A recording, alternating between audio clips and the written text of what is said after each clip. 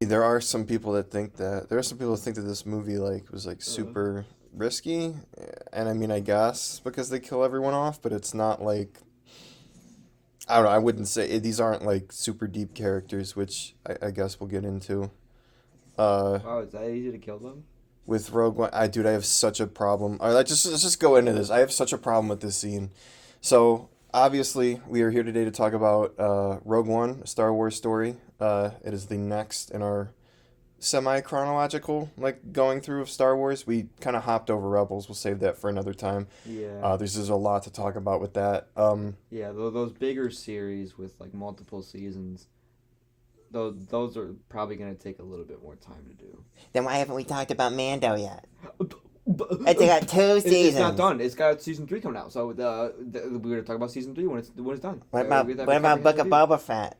What's your Kenobi initial review. We thoughts? did a book of Boba Fett Oh, and Kenobi's oh, predictions oh, I'll go watch those because they're really good. and Anyway, subscribe yeah, and and subscribe. like. So yeah, anyway, we're talking about Rogue One today. Came out in 2016, directed by Gareth Edwards. And you, what? I'm sorry. Oh yeah, we're watching the movie as we always do while we're talking about it, and it was the scene where the Old The Republic ship, Hammerhead. yeah, the Hammerhead Old Republic ship rams the Star Destroyer into the Star Destroyer. It's super badass. I fucking Yeah, love that it shit. would.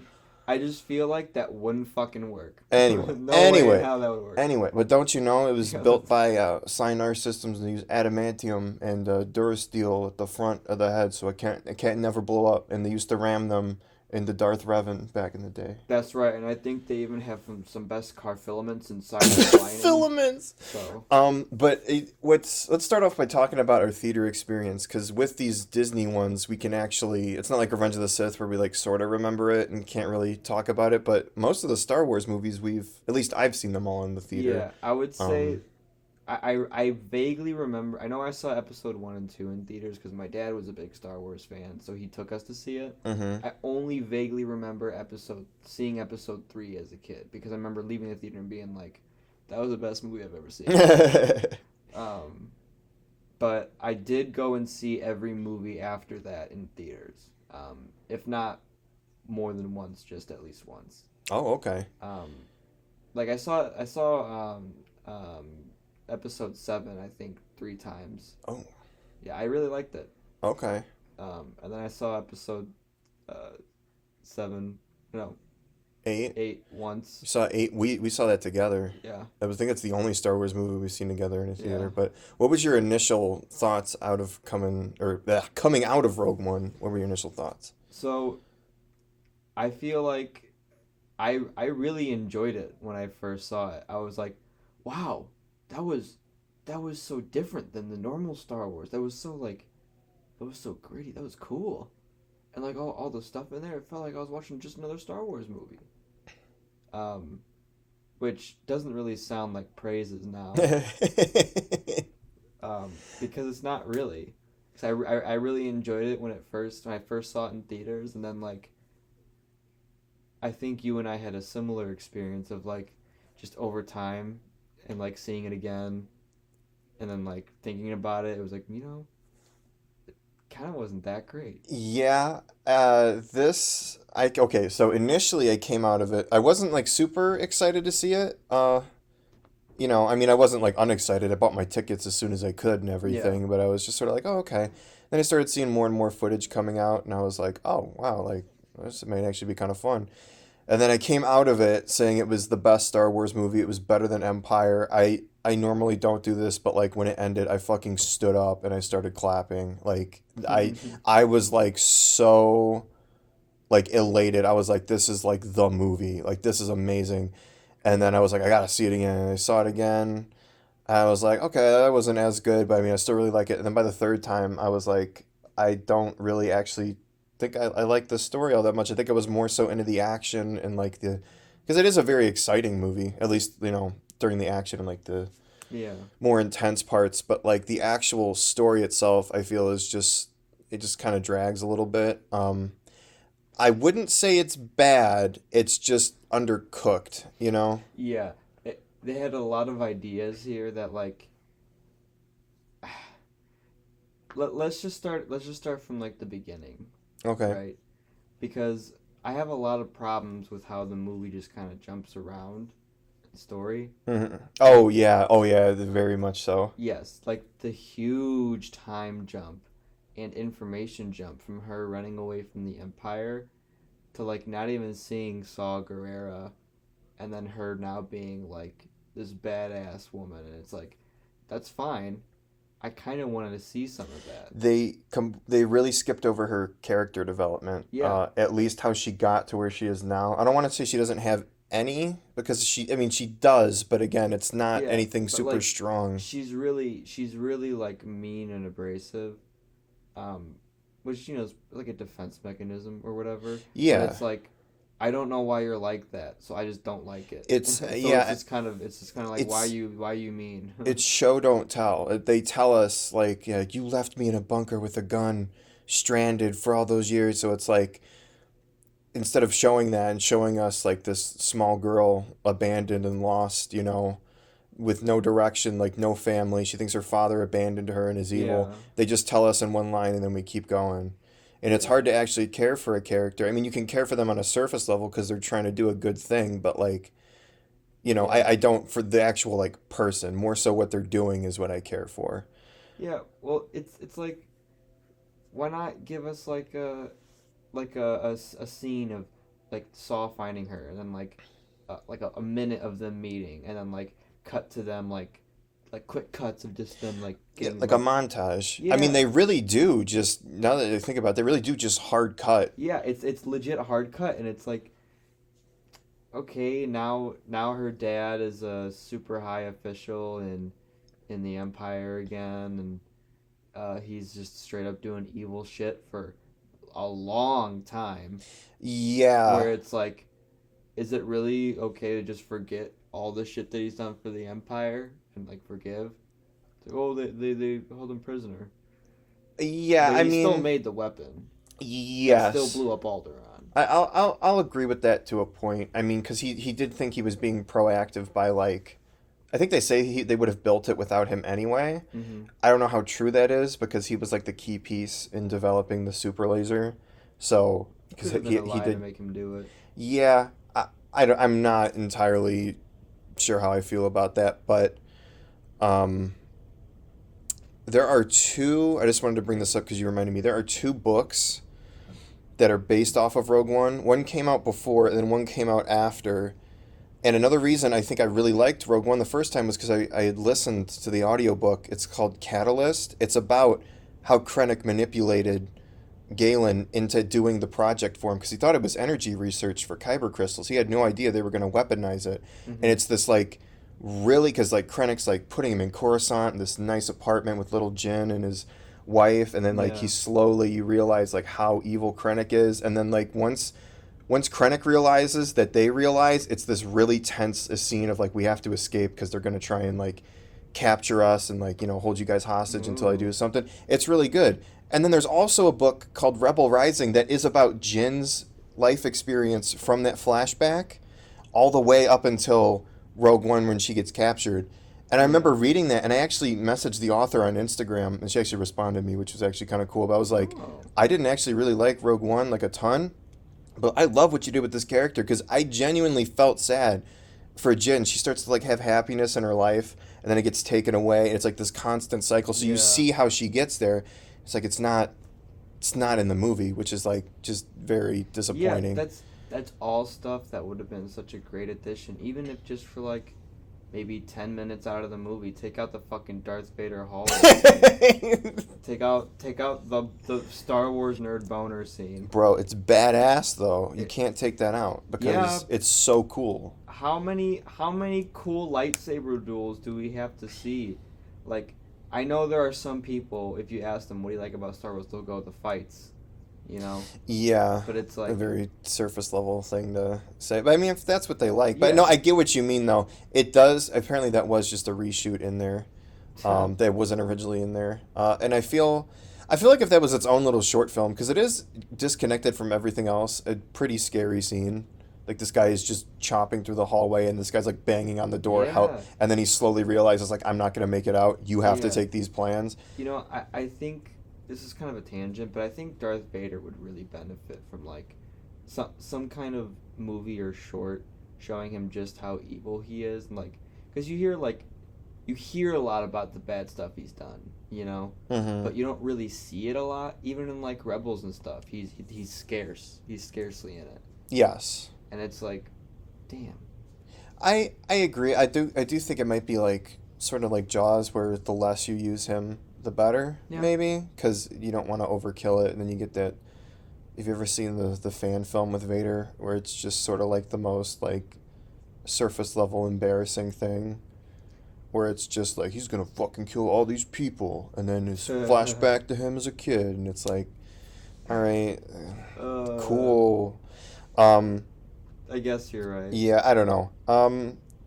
Okay, but you had mentioned this just briefly before. My biggest gripe with this movie, and it might just be, I don't know if it's a nitpick or not. Yeah. I hate that the exhaust port is now an intentional thing. That is like my biggest complaint with this, which sounds weird, but I may have mentioned it before. My favorite scene in pretty much any movie Yeah. is the trench run, specifically like when he's in the trench. I think the music's perfect. Everything yeah. leading up to that's perfect. The characters, the music, the story, Oh, the shots, tension. everything. Yeah. So good. And then, because it's down to the wire, and Luke makes that shot, and it's like a 1 in a million thing, and he's using the Force, and it finally, yeah, everything that makes that scene great, everyone already knows that. Mm-hmm. The fact that that was set up now for it was anyone could make that shot, because he wasn't planning on Luke to make that shot. It was supposed to be, now it's anyone was supposed to make that shot. You know what I Yeah. mean? Now it takes away from that specialness of that moment, because it's not Luke's shot anymore. It could have been anyone's shot. Yeah, It's a bit of a nitpick, but I mean, I don't, and plus, people have been saying that for years, like, oh, it's a plot hole, that the Empire built something that if you shoot it down there, it'll blow it up. It's like, okay, that was supposed to be, like, first of all, a thing that big is going to need to shoot out some fucking exhaust. Like, I don't Yeah. know. I don't know what you want. Second of all, who the fuck was going to make that shot, like, anyway? Yeah. And then- because it legit is a hole in the side of a giant ship. It's super small. And plus, it was supposed to be an oversight. It's supposed to be like, oh yeah, there's this thing, but like, we don't care with the Empire. I mean, even Tarkin finds out during the battle, and they're like, do you want to evacuate? He's like, it's our moment of triumph. Why the fuck would we evacuate? They're not Yeah. going to make that shot. Like, it's the overconfidence. It's not like some type of plot hole where it's like, oh, well, we need the Death Star to blow up. No, now it's like a dude put a sign with an arrow pointing. Yes, Shoot here. yeah, it's just, and again, people are like, well, they fixed it. It's like, it didn't need to be fixed. Yeah, Um, there's like some things where you don't really need to explain Yeah, like all of it, because there's a lot of mystery in this, yeah.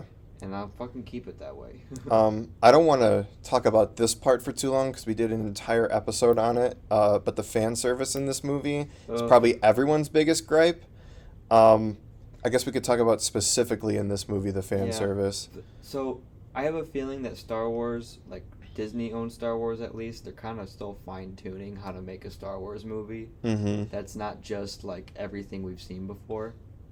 Because like I think the newer shows are getting a little bit more divergent from the regular status quo or whatever. You know what I'm saying? Yeah. Like with seeing Obi-Wan and Bad Batch and all that, like mixing themes. Yeah. I think this, like Rogue One, was like the first like, okay man, all right, like this isn't how you make a Star Wars movie. Like Yeah. I know it's the memes like, oh, X-wing, TIE Yeah, fighter, yeah, the red ooh, letter I see media it. thing. Yeah. I saw an AT-AT and I clapped. Like, Yeah. is very much is that, but the thing is like, how much of that I mean, that was like our main topic, is like how much of that is just Yeah. Star Wars, and then how much of that is, well, Yeah. you need to clap now. Well, if they didn't include all that, they still have an interesting main cast they should have explored. That's, You yeah. know, they have K2SO, a reprogrammed Empire droid. Which you could have done a lot of really, really interesting stuff with that, but you made him comic relief. Fine. Hot take, I don't like him. He might be my second least favorite member on the Rogue One team, just because He's like Really? super annoying, super condescending, and then at the end, randomly, he's suddenly like, because they need you to care when he dies, he's like, Jin Urso, you never cease to surprise me. It's like, fuck off, you hated her. Before you went on the mission, you were like, I'm here to help you. Cassian said I had to help you, so I'm here to help you. Why not make that a genuine moment where he actually like cares about her? He says, I'm here to help you, and he's like being genuine. But no, you had to make it big funny, so He's a robot. You don't have feelings. yeah, but it's hilarious when he dies. See, if I'm being honest, when I first saw the movie, he was my favorite part of it. I mean, I'm sure it was a lot of people's favorite Yeah. parts, but just to put a pin in that fan service, the big thing I want to talk about is the characters, because that is the thing people complain about the Yes. most with this, and I agree. Oh. I feel like this movie would have benefited if you had like combined a few of the characters or just left them out completely. So obviously you need Jin. If you want to keep the funny, hilarious robot, I guess, sure, maybe tone him down you a need bit. A robot. Yes. And I think I love his design. I like Yes. how big he is. Yes. Like normally droids are like smaller, but he's like, okay, if like you see him like pick up people and fucking kill them, it's like, Yeah. damn, that's pretty cool. Oh, go ahead. I don't like the TIE fighter pilot that defected. He's the only one whose death I actually kind of cared about, because it just seemed like maybe it's just because his character was so simple. He was so focused Yes. on trying to do the right thing, and then when he died, actually like making a difference, I did feel kind of sad. I was like, oh. I feel like watching through the movie again, I'm like, what did he really do though? He delivered the information that there was a weapon, Okay. and then it really just kind of stands there. Honestly, I was thinking you could combine him with Cassian, That's what I was thinking. have Cassian either Be a defector. yes, or that guy at the beginning that he kills. Remember, he kills that guy in cold blood. Yes. Have the pilot be that guy, and then he takes the information, and then Yeah, that's all you really need. Yeah. And then because you don't really, it might be you could reincorporate the Saw subplot thing in a different way, Yeah. or 'Cause- maybe Cassian gets captured by him or something like that. I don't know. Yeah, and then they could have spent a little time. Or just have the pilot die there. I don't know. But anyway, they could totally be combined, because as it stands, Cassian is fine. He sort of is supposed to embody like the moral gray aspect of the rebellion that this movie tries to like push, I guess. Which is it's fine, but they never we'll really. come back to that. Yeah, we'll come back to 'Cause that. I have some thoughts on that. It's weird, but he's supposed to embody that like moral gray thing, and then in the end he sort of comes around, I guess. I don't know if there really is a conclusion to his character. They're giving him a show, so maybe they can flesh him out more. I would fucking hope with 22 episodes and then another season they could actually do something with the character, Oh, but jeez. he's at least the most interesting of the six characters, because there's a little bit more going on there. And he said he's been in the fight since he was a kid, but I guess through Jin he sees that you can like the rebellion doesn't need to be as dark. You could still be hopeful. Which don't tell me how the hell he came to that conclusion. It's like, sure, I guess her speech at the end. I don't know.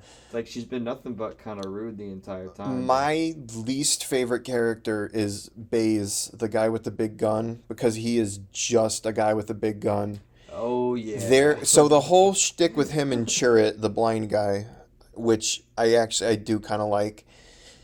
It's supposed to be Chirrut is like super faithful in the Force, even after the Jedi are gone and the temple got destroyed and he's blind. He still believes in the Force. And Baze used to be like him, but now he doesn't believe anymore. And then when Chirrut dies, he learns to believe again in the end, which is fine.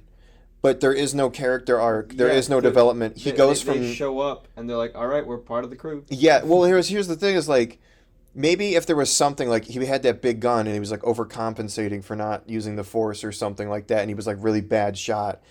But no, he goes from shooting the gun super competently to when Chirrut dies. What is the big thing he does? Oh, he starts shooting again, accurately as ever. There is no character change. There is no like growth. There's nothing. Yeah. The character is just bland. Like there's nothing to him. Yeah.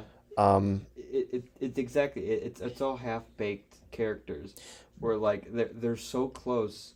If they would have just spent like another scene or two just with the characters together, like hanging out or doing something. Or again, combine them. So Chirrut and Baze are now one character that could be blind, I guess, that used to believe, or maybe blind in one eye, or something that could be like metaphorical. Mm. He could be like someone who was faithful, lost faith in the Force, reluctantly goes along with Jin, and then by the end he learns to have his faith in the Force again, and ends up like helping save the day Yeah. for the rebellion with his faith restored. And even though he dies, he has a character arc that's clear. Even though it's simple, he goes from non-faithful to faithful, and you could like see it through the movie. Chirrut doesn't even have a character arc. He's literally just there to support the weak character of Baze. Like, there's nothing. Yeah. And on the topic of character relationships, Galen and Jin is supposed to be like the heart of the movie, I guess. Like the big emotional Yeah. linchpin is the father-daughter relationship. Yep. They have one scene together at the beginning when she's a girl and he's like, "Oh, I love you, Stardust. Go run." He sees her go with Krennic, I guess, assuming that he's evil. Then she sees a hologram of him saying, "Oh, I'm not evil. I built something in the Death Star." And then it cuts to she sees him dying, and it's supposed to be this big emotional, like, I guess it's supposed to be sad because they never had a relationship, but like, Yeah. wouldn't it be better if they did? Like, maybe you show Yeah. like more flashbacks, or maybe she like was like her father's biggest fan or something like that, and then like she tries to like break him out or something and sees him working on building it. She's like, "Oh fuck." I'd like something, like anything to where it's like I can care about their relationship. Maybe she's the one with the sniper. Maybe she's about to kill him because she thinks that he's an evil piece of shit, and then sees like that, "Oh my god, he's standing in front of these people. Maybe I'm wrong about him." Then she goes up to confront him, and then it's too late. Yeah. That would be some great tension. Something. Anything. Other than nothing. Yeah. Do you have any strong thoughts about Krennic? I like him, and I like his like battle with Tarkin. Gross CGI Grand Moff Tarkin that looks bad. I Oh, think. No, you go ahead. you Sorry. go ahead. No, you're good. You're good. I was gonna say I think he's a good character because he takes that sniveling like imperial officer that you see like on the side in the original trilogy. Mm-hmm. You know, the one that like Darth Vader chokes or whatever. Oh yeah. And like they actually made him a whole character and made him the main enemy, which Yeah. I really liked. And I do like how it kind of shows like the power grab of the Empire. Like, Mhm. I guess technically that was Krennic's project. Yeah, it's like And then- even though he's pretty pathetic personally, like Yes. Yeah. he still does get stuff done, and he did get his Yeah. position through like his tenacity or whatever. Yeah, and I mean he is kind of a weasel as well because he gets the project usurped from him, and instead of, I guess, taking it because there really is nothing he could do in that situation, he goes to Darth Vader's house and is like, "Hey, can you put in a good word with the Emperor for me?" And Darth Vader's like, "No, fuck off, get away. I got dressed for this shit." Like, Oh, and everyone's favorite Darth Vader quote. oh god, that's another thing, the humor in this movie. Okay, so The Last Jedi has the worst humor in any Star Wars. I almost want to say anything because I cannot think of something worse. Maybe Humor? Chopper. But like the fucking humor in this is like, there's a few good jokes. I like it when they put the bag over his head and he's like, "Are you kidding me? I'm blind." Like, okay, that's actually pretty funny. Yeah. But then there's the shit like oh god, okay, like I said, K2SO, most of the things he say where it's like, okay, like just fucking shut up, like come on. And then Vader choking Director Krennic, and it's like it feels way too much like Anakin and less like Darth Choke on your Vader, you know? aspirations. Yeah, don't choke on your aspirations. It's like, oh god. And you know what? Now that I'm thinking about it, there's not too many examples of humor in here. It's just whenever it is in here, it just stands out because the movie is perhaps more dark than most of the Star Wars movies. I'd say Revenge of the Sith is probably the darkest, Yeah. but even then it handles humor better, I suppose. Yeah, because it's not like humor doesn't have a place in Star Wars. Right. Yes, I want to point that out. We are not saying that. Yeah, because there's like the scene with the bag over his head, even though he's blind, Mm-hmm. for example. Yes.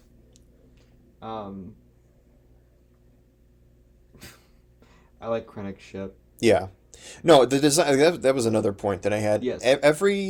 Even though this takes place in an era that's already established and like we know what things look like, they do manage to add a lot of neat new like ship designs and like lore tidbits. Like Were, shore troopers are cool. were the Death Troopers first? Death Troopers here? first appeared in here, Okay. which is neat. And it's neat to, again, it's like, I guess we just never saw them in other things. all of it like makes sense because in the OT, I can't think of any scenario where they would need to use a U-wing, like a drop ship Yeah, like that. It yeah. wouldn't really. I mean, on Endor, maybe I guess, but it's kind of like whatever, Or like the shore troopers, like they were never on a beach, so it's like they would have never shown them. Stuff like that. And the Krennic shuttle is cool. It's designed um, neatly. Scarif is like different planet than we've Oh ever yeah, really seen. a Beach beach planet, which is planet. cool. How Um, do you feel about the modified AT-ATs? dude, I don't know why they didn't just call them make something new or just use an AT-AT because it's an AT-ACT and apparently it's supposedly used to carry kyber crystals around. Like they store them inside the AT-AT and move it. And I'm like, wouldn't that just be a slow ass fucking way of like, Yeah, it's like why not just use the ship to drop it off wherever you're at yeah, that you brought it to the planet in the first place. it's kind of like in Solo when they use that train. It's like, well, why are you using a train? You can like fly over shit, You right? have light speed travel. Yeah, not even that. You could just fucking fly, right? Like, why are you going through the mountain? Just go over it.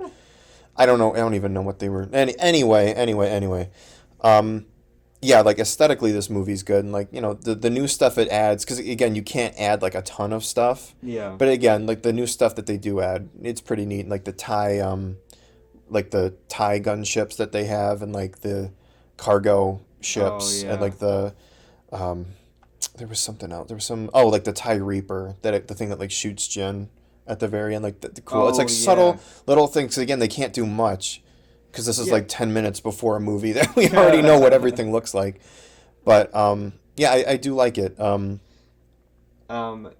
well, a complaint that I have is the anti-stormtrooper aim that the main characters have in this movie. Oh, dude. Okay. I didn't mean for this to be so. It's kind of like Book of Boba Fett. I mean, I do like this movie. I guess we'll get into Yeah. positives when we're done with all the Yeah. negative stuff because Let's get the bad sour taste out of our mouths yeah, first. 30 minutes in. It's just been shitting on the movie the whole time. Yeah, but what were you just about to? Okay, it's the stormtroopers. Yeah, like what's his name with the machine gun again? Baze.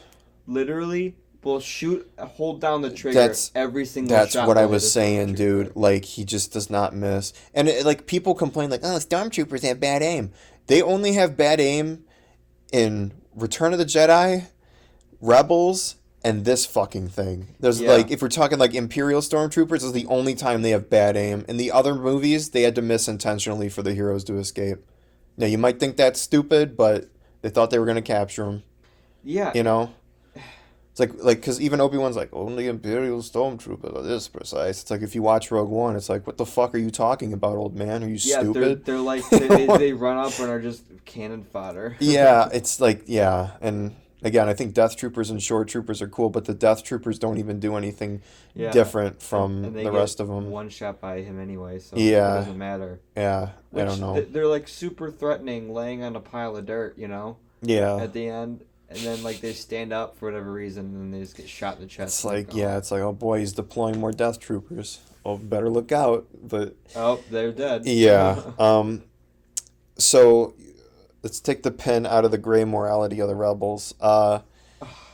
It's Their weird. leader, their leader, who's that guy? Mon Mothma? Are you No, talking about the the? bald guy in this movie. Looks like Oh, he's from um, oh fuck, what's his name? I don't know what you're talking about. The guy at the Rebel base who's like, No, I know who you're talking about. I don't know the guy who you think he looks like. I'll call him Toots. okay, we'll call him Toots. So He why is he such a dick? I don't Like know. it's like I was thinking that the whole time. Like, God, I really don't like this guy. Like, am Yeah, I supposed to just think this guy is being irrational and like someone should be like, hey man, why are you doing this? yeah. Like, It's this isn't the Empire. This is well. My thing is like he also represents that gray morality, but like he never changes or anything. yeah.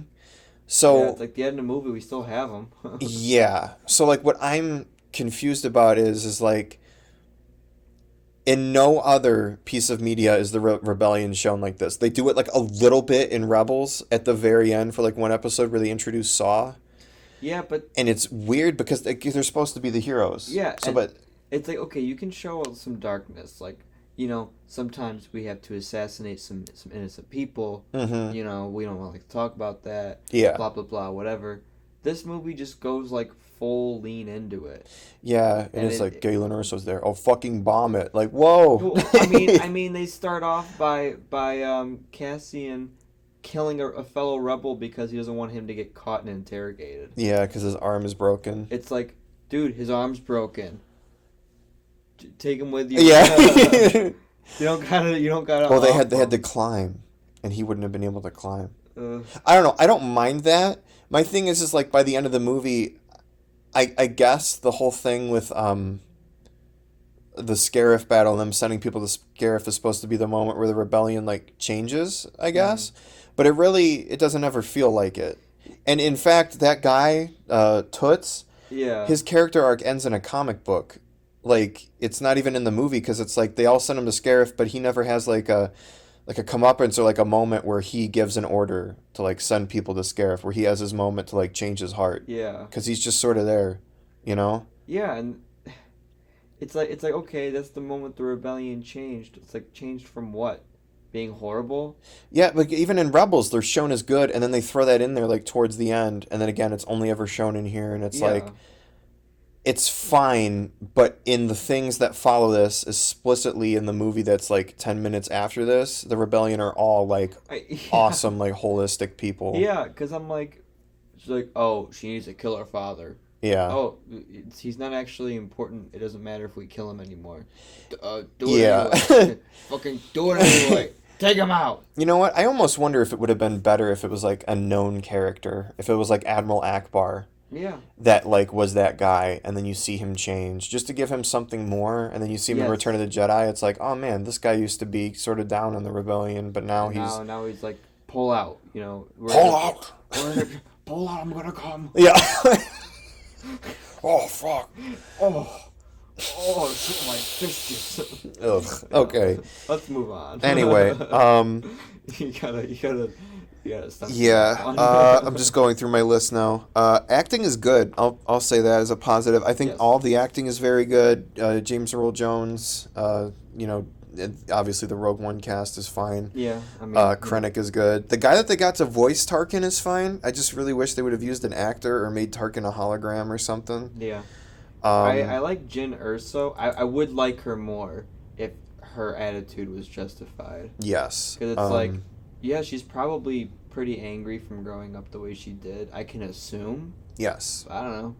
You know what? Another positive, I like Vader's castle. I think it's a really neat idea. Yeah. It's like, well, where does he live? I never really thought about that. His own private abode. Yeah, and it's on Mustafar, too. It's like, okay, that's a really neat idea. He'd constantly be angry if he was sitting there. It's almost like, did he put himself there, or the Emperor? The Emperor, yeah. The house is on Mustafar. Yeah, yeah. Go grounded, go to your room. And again, aesthetically, I like all the costume design and like everything there is fine. And I don't necessarily think the idea of the story is bad. Because people are like, well, we already know how it ends. That doesn't make, like, why even make the movie? I don't like that argument for anything, because it's like, one, why would you ever rewatch a movie then, if you know how it ends? Like, if that's your argument is, I know how it ends, why the fuck would you ever watch a movie in the first place? It's like, most of the time, you could probably see that the good guys are going to win in some way. But not in Infinity War. That was different. Yeah, that one hit different. Yeah, but also like, it's not so much the outcome. It's more of the how. It's like, okay, I know that they actually get the Death Star plans, but it's like, okay, how do they get the plans? That could be an interesting story. The tension shouldn't be in, are they going to get the plans or not? Because we know they are. Yes. But yeah, I don't think the idea was as flawed as some people would make it out to be. And again, I do think it is an exciting movie. Like, they're like espionage mission to go find Saw Gerrera. And then it turns into like, we need to rally the rebellion to actually come together for this giant fight. This is all or nothing. Well, you put it great. It's like half baked. Yes. It's like if they would have taken some stuff out, like a couple of scenes, smushed some characters together, added some backstory and some development to like the main characters. Yeah, and it's not like which is a weird request, because it's like that should. It's a movie, yeah.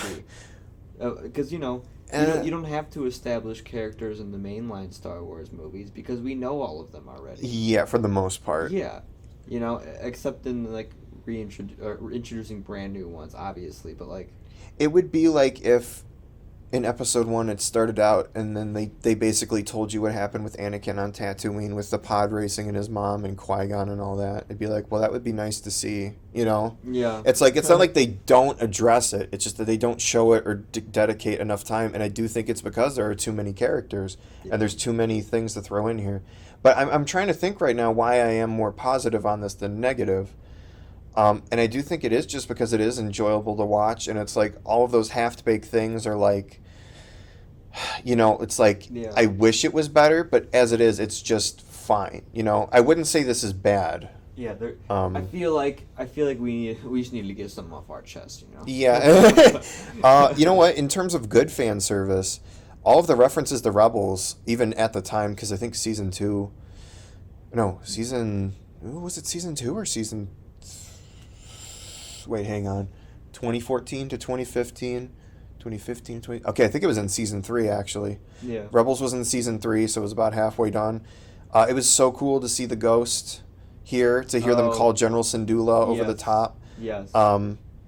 And I also liked seeing Chopper. I'll say that. For the brief cameo, I was like, oh shit, Chopper, even though I don't like that character. I was Why like, not? man, this is cool. And again, it's like, I more so like it maybe at face value, where it's like, right now we're watching the scene where Cassian and all the rebels are standing there telling Jyn after her failed speech, like, we're going to come with you. Like the small little group are actually going to try and make a difference. And, Yeah. they know they're all going to die. Even though she failed. Like, you Yes. think like, oh, what's They actually see, they see what kind of difference they can make. So, which is cool because like, I feel like rebellion is about hope. It's right. She's true. But yes. it's like it just didn't fit with this movie's tone. It just could have been stronger. I guess I could say that. If She, I had she to just put, went, hope is what we need. yeah. Oh, you know what? And That it's like, okay. I have on here pretentious and stupid dialogue. Yes. So, Oh my, dude, I could just shut my ears off from all the dialogue and I'd be fine with Dude. this movie. Personal pet peeve. I hate pretentious shit. Preachy. Even if I agree with the message, I hate pretentious shit. Maybe not even preachy. Just What- like where- the most like I'm doing something. Like yeah, it's almost like they should just be looking at the camera. like it's so obvious that her speech is about hope. You don't need to say rebellions are built on hope. Hope with the fucking sunlight can save the day. It's like, oh my god, Hope will grow the seeds of ambition. stop. Like I Yeah. get it. Like you're so on the fucking People nose, and don't it's talk so like that. pretentious. Also, there's so many like little lines in here that are like stupid, and I don't entirely know what they mean. Like there's this one bit where like it's actually just previous part where like they're rallying the people and they're all gonna go, and then for whatever fucking reason, Chirrut just goes, "The Force is strong." What the fuck do you mean by like in general around us? Like what do you mean? Like Full that? is strong. Like the Force is strong. That means absolutely nothing. Like that's such like bullshit. Yeah. Like what do you mean? And then the line where he's like, "We need a designation." He goes, "Rogue, Rogue One." It's like what the no. Why? No, but Yeah. again, I did like his death. That one worked, and even Krennic's death, I did like that he was fittingly killed by like the thing that he made and then got taken from him. It was a little fitting. Yeah. But yeah, no, the dialogue, some of the dialogue, it just makes me like roll my eyes in the back of my head, like, oh my god, you could have written this where it was like not pretentious, like easily. It's corny. Yes. Because like they'll stop or they'll swell the music and they'll hold on the character like the Rogue One. And it's like, Yeah. well, And I like that name. I And it's guess, like, yeah. come on. And I guess just my last thing is like, with going back to the fan service, finally, like, it's like, it's fine in some spots, but in like the spots where I think it's fine, it's like it could have been done better. It's like seeing C-3PO and R2-D2 is fine. It's like, Star Wars isn't that huge, like in this era, like in like the Empire era. There's not a lot you can really pull from. So yeah, of course you're gonna reuse a lot of stuff that you've already seen. I mean, also at the time, that was the tradition is that they were in every single movie. I think the only time they weren't was Solo. Yeah, Um, which is fine, but there's a very fine line I think well, between like just being part of the universe and just like bringing it back just so you can be like I remember them. it was the way they did it, though. It was like they had them on the Rebel base, like Scarif. Did you hear they're going to Scarif? Doodle-doo-doo. Like, okay, why not have them? Cuckoo, cuckoo. Like, it's felt so in your face. Like you said, they're staring at the camera. Why not have them on the ship at the very end? Because they're there anyway at the beginning of the next movie. Yeah. Like, literally, you could have had like when the cameras go through the hallway, you see them, and they're like, "Did you hear the blah blah blah? We're pulling away from Scarif, or did you hear that they have secret plans on board, or something like that?" Like, Yeah. literally anything. Oh no, because C-3PO doesn't know about the plans. Literally anything. Like, just have them there because that actually feels natural because they're supposed to be there because we know that. Or like, I'm trying to think of like another example of like, okay, first of all, cut out the people from the cantina, like gone. Maybe Why? show Hera. Like, why not? I Yeah. know maybe they didn't think like they didn't know what was gonna happen in Rebels, Yeah. but like I don't know. Maybe have her back to the camera talking to someone and then like she walks away and the guy she's talking to is like, "Oh, you must be Cassian. Come here, sir. Yeah, Come yeah, here, something son." like that. General Syndulla wants a word with you, or something like Yeah. I don't know. It's sort of like I feel the way about the Rise of Skywalker. It's like the fan service they do use that's decent. They don't go far enough with it, Yeah. and then the fan service that is also there is not like it's not great. It's It's like oh very fuck, surface level. yes, yeah, but It's like uh, I don't know. I guess in conclusion for this film, 6 years later after Rogue One, after I initially like loved it, I'd still say I liked it. I know we basically shat on the movie this entire time, and I didn't really even mean to because this is an enjoyable movie to watch. yeah. I guess my like thesis or conclusion for this will be like I enjoy watching this movie. I think it's decent. It's just a movie that I feel really could be better. I Yeah. guess in a way, it's serviceable. It's like a lot of like standard action movies where it's like they give you just enough where, if you really want to fall in love with the movie, you really need more. Yeah. You know? It feels, I know people compare this shit to Saving Private Ryan, which is, after you watch that movie, that's so fucking insulting. Yeah, I was It's gonna just like say no fucking way. no. Absolutely. And it's like they see an explosion on a beach, like, oh, it's just like that Saving Private Ryan movie I watched. Like, no. Like No. not even close. That movie has genuine characters. Yeah. And like and like I care for like these soldiers and it might be Oh. just because it's more realistic and it's bloody, but I don't know. Yeah. It's not the same. But Well, I don't know. I feel like this movie is just more frustrating. a little bit, Like yeah. I'm just like, oh, if you just Would you even did say a you couple enjoy things it? different. Yeah. Like let's just say like It, you just it, someone if I came up to you and was like, "Hey, do you want to watch Rogue One tonight? Like come over and watch it." Would you be like, "Yes." yeah. I'd come Okay. over and watch it, Okay. but I'd ask you why. Okay. Why do you All want to right. do this? All right, let's throw this on the scale. If a 0 out of 10 is like nothing redeemable, absolutely horrid, a 10 is perfect and a 5 is like average, not good or bad, what would you give this movie? I want to say, you said 5 is average. Yeah. I would say probably 4.5. Ooh, okay, so below average. Yeah, Almost I would average. just slightly below average. Uh, Because there's just like some very obvious things they could have done to make it better. Yes. You know what? I agree. I'm probably gonna give it a a 5.5. So average, just almost above, slightly above Yeah. average. Yeah. Serviceable, I guess, is the aspect. Yeah. It's fun, but it really could There- benefit from some. It's got some glaring problems that are easily fixable. Yeah. That it's frustrating they didn't.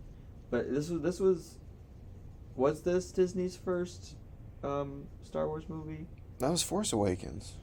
Why did I think this was? Well, people were saying that they think that this should have been, and after thinking about that, I was like, this would have been a great way to like bring all the fans and everyone together. Like you get your fan servicey movie out of the way, and it's like think about it, it's like you're paying homage Yeah, I to guess the that's original trilogy before you do your new yeah. separate series. It's I guess like, that's why I oh, thought this came out before, because this would have been a great first movie to be it's like, a crowd pleaser for sure. And I know that yeah, a lot of other people are more positive on this movie. I just, again, for all the reasons we stated, can't really love it as much as I once did. I mean, I can yeah, still remember that feeling of like being in the theater and like that Darth Vader scene, like just yeah, pumping me up. I was like, dude, this shit's fucking yeah. amazing. But But Cassian trying to find a little hard drive is more screen time than Jin's backstory. So yeah, I guess so. it's like, hey, it's not bad, but hey, you could definitely Oh, fix it. I know how to end this. Are you excited for Andor at all? Just really quick. Oh yeah, we could talk about that. Really quick. So just from the trailer, like I've said it before with Clone Wars, I really like the political aspect of Star Wars because I feel like most people want to see like the action and the war, but like I love the Padme stuff in Clone Wars. You know, I Yes. really enjoy it. Not even just like the them her going out to like Mandalore and like shooting and like fighting, but like just The like intrigue. yeah, just like and like the despair you can feel like when everything just goes Palpatine's way, no matter what Padme does. Yep, though that's again, I know I'm like a broken fucking record, but like the tragic element of all the prequel stuff where it's like it's a great story, it's a great victory, and then you realize how it plays into everything. It's like, well, they're losing, you know? Yeah, it's like It's like everything, if they lose or if they win this, Palpatine wins, you know, if they lose, Palpatine still wins, or like yeah, Anakin's such a great guy here and like knowing what's going to come later on and stuff. It's like, you know, there's this book that just came out called Brotherhood, and Anakin's got this little youngling with him on like it's like part of the story, and it's like, wow, he's really good with this kid, and it's like kind of sad because you know like he'll never be able to truly have like at least like an earthly relationship with his son, you know. yeah. It's like he thinks he is, and then he ends up, you know, hurting Padme and all that, and Oh. I don't know. It's like you hear about them loving each other. It's like, wow, you really. And then you like, you know, he ends up choking her nearly to death. It's like, wow. But anyway, yeah. Pregnant women choking aside. If Andor Andor. does get like more in the political aspect of like the rebels or whatever, I would like it. I'd really like it. Andor himself, I really don't give a shit about.